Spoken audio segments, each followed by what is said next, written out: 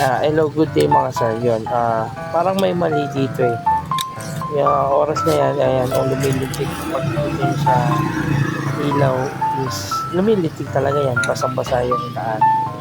Yan, kung mapapansin nyo, yan, basa na talaga yung daan.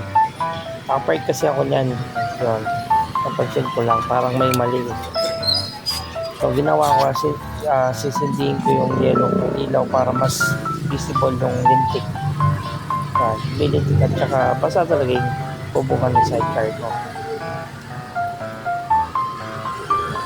Yan. So, yan, basa yung daan. Ipapasin yung basa yung daan. Ang problema dito, napansin ko lang, bakit dito sa kabilang daan